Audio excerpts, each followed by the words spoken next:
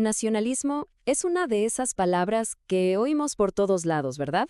Pero su significado, bueno, puede ser un poco confuso.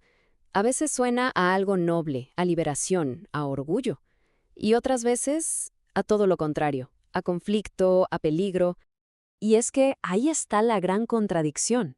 Por un lado, el nacionalismo ha sido la chispa de movimientos de independencia, de pueblos que reclaman su soberanía. Pero por otro, ha sido el combustible de las guerras más terribles de la historia y la excusa para la exclusión de millones de personas.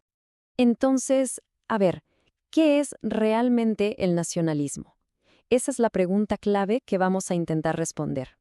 Vamos a meternos de lleno en esta ideología que es tan compleja como poderosa para entender de dónde viene y por qué tiene estas dos caras tan opuestas. Bien, pues para empezar, pongamos los cimientos. Vamos a ver una definición clara que nos sirva como punto de partida.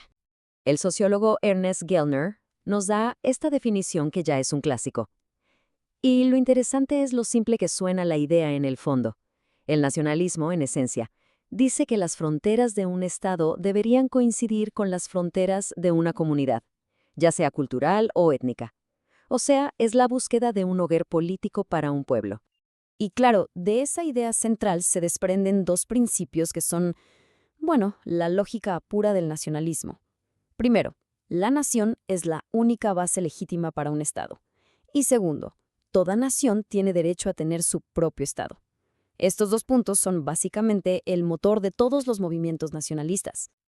Ahora, uno podría pensar que esto de pertenecer a un pueblo es algo ancestral, de toda la vida.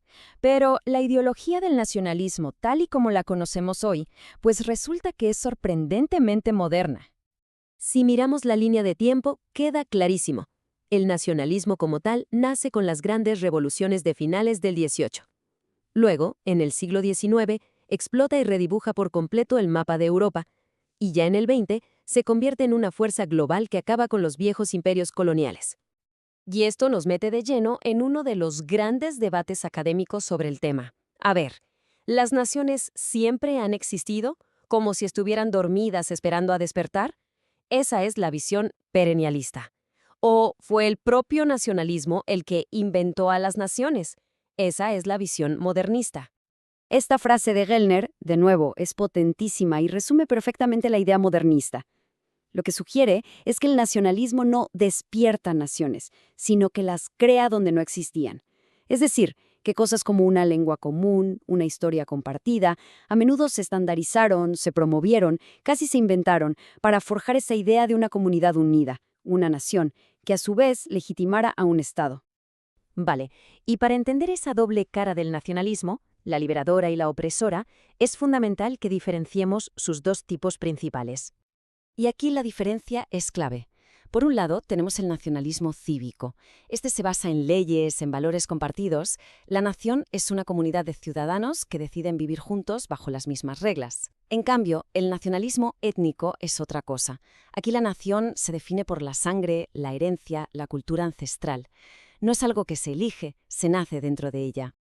Y que nadie piense que esta forma de nacionalismo es cosa del pasado. Para nada. Hoy en día ha resurgido con fuerza a través de ideas como la teoría del gran reemplazo, que básicamente alerta de que las poblaciones nativas europeas están siendo sustituidas por inmigrantes.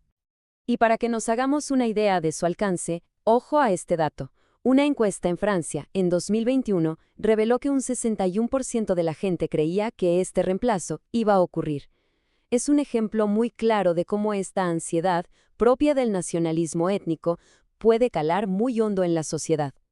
Bien, pasemos ahora al gran debate, a las críticas más feroces que se le han hecho al nacionalismo a lo largo de la historia. George Orwell, por ejemplo, hizo una distinción que se ha vuelto famosísima. Para él, el patriotismo es algo defensivo. Es el amor por un lugar, por una forma de vida, sin ganas de imponérselo a nadie. El nacionalismo, en cambio, es otra historia. Es inseparable de la ambición de poder. Es agresivo por naturaleza, porque siempre busca más poder y prestigio para su nación, normalmente a costa de las demás. Y desde luego, Orwell no estaba solo en esto. Muchas de las mentes más brillantes de los últimos siglos han visto el nacionalismo como una fuerza súper peligrosa para la humanidad. Albert Einstein, por ejemplo, fue tajante. Lo llamó una enfermedad infantil. el sarampión de la humanidad. Con esta metáfora lo deja claro. Para él es una etapa primitiva, casi una enfermedad de la que la humanidad tiene que curarse para madurar. Una visión potentísima. El filósofo Fernando Savater apunta a otra cosa muy interesante. Él dice que la identidad nacional se construye siempre en oposición a otro. La nación necesita de un enemigo, de un extranjero, para definirse a sí misma. Así que el conflicto no es un efecto secundario del nacionalismo, sino que está en su propia esencia, en su lógica. Y esta crítica de Rabindranath Tagore me parece fascinante. Él lo describe como uno de los soporíferos más eficaces. ¿Qué quiere decir? Pues que el nacionalismo puede adormecer nuestra conciencia moral, haciendo que todo un pueblo actúe con un egoísmo tremendo sin ni siquiera darse cuenta de ello. En resumen, si juntamos todas estas críticas, el retrato que queda es bastante duro.